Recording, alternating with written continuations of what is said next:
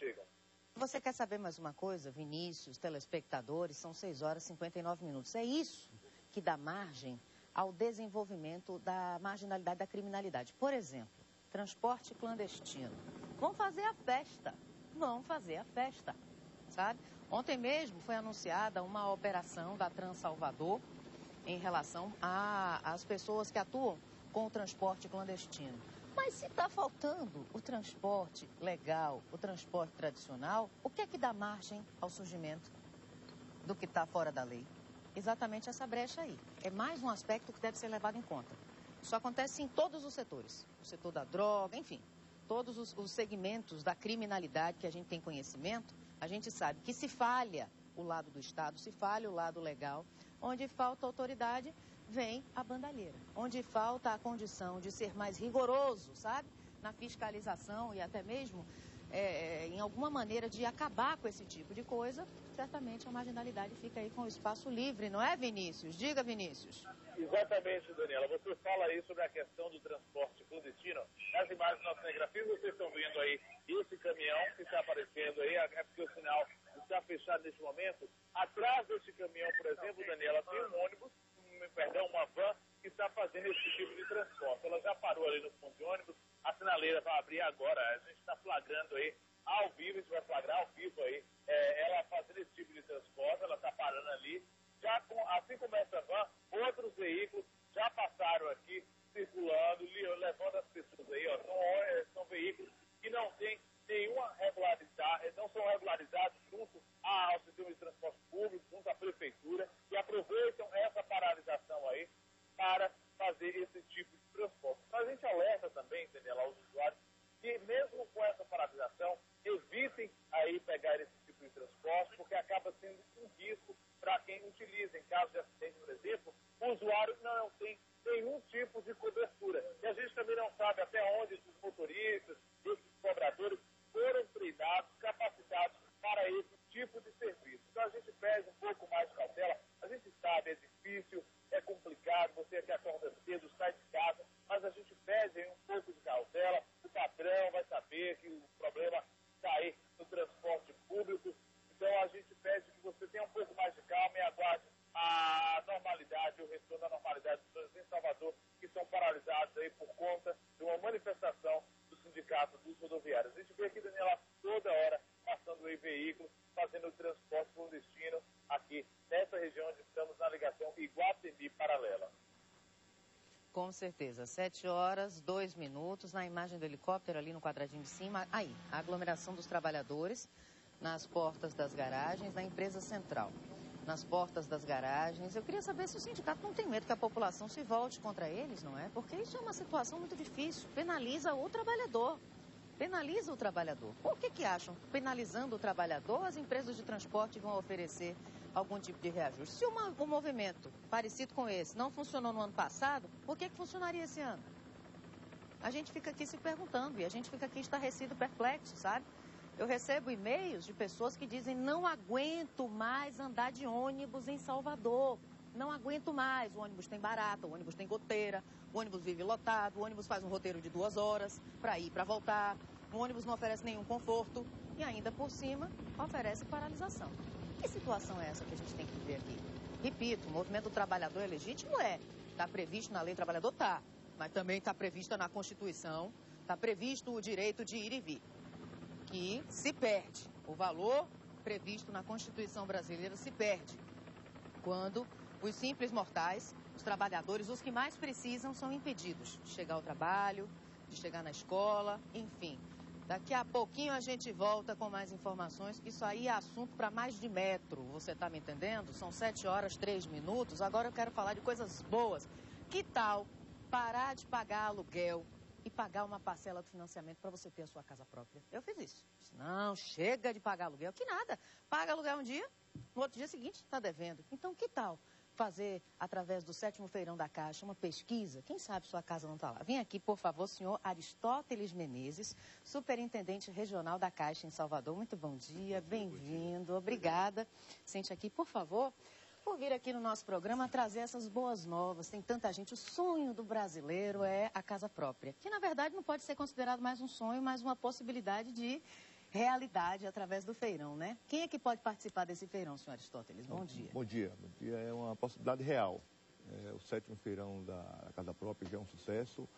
Então, brasileiros maior de idade, que podem tomar financiamento, que tem uma renda acima de 2 salários mínimos e meio, já consegue achar imóveis que está exposto no feirão. Nesse feirão tem 18 mil imóveis, dentre eles 13 mil imóveis dentro do programa Minha Casa Minha Vida. Então, imóveis a partir de R$70 mil.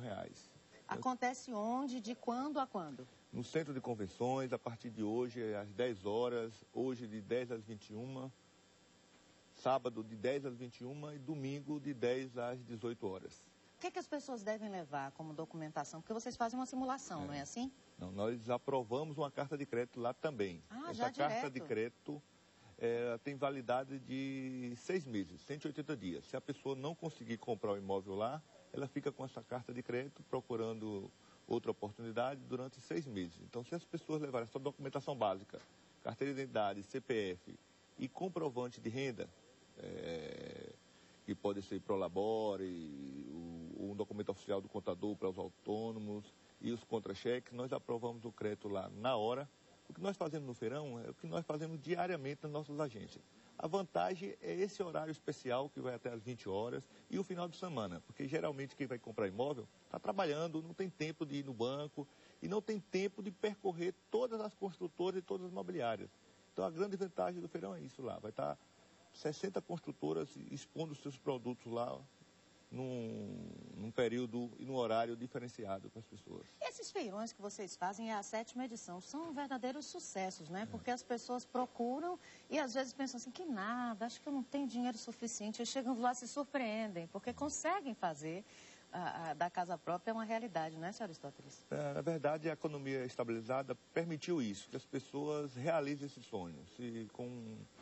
E lembrar que as pessoas podem utilizar a renda familiar toda. Juntar do marido com o da mulher? Com os filhos. Também? Com os filhos. Não, qualquer pessoa, 2 pessoas podem juntar renda. No imóvel vai lá ficar registrado em cartório que é 50% do imóvel de uma pessoa e 50% é da outra. Na última edição, quantos imóveis mais ou menos foram comercializados? 4.800 imóveis foram comercializados lá, mas nós aprovamos 40 mil pessoas passaram lá no Centro de Convenções, certo? Nós deixamos mais de 10 mil negócios encaminhados. Então, que a pessoa aprovou o crédito e começa aquela negociação lá com a construtora, com o imóvel. E lá tem diversos imóveis. Tem imóveis comerciais, que pode ser financiado também. Muita gente não sabe que um imóvel comercial pode ser financiado e tem imóveis para todas as faixas de rendas. Quem é autônomo, consegue também? Consegue sim. O autônomo vai no seu contador ou vai no contador um autônomo, um taxista. Pega aquela documentação do sindicato, vai no contador, pede aquela documentação oficial do contador registrado no Conselho Regional de Contabilidade.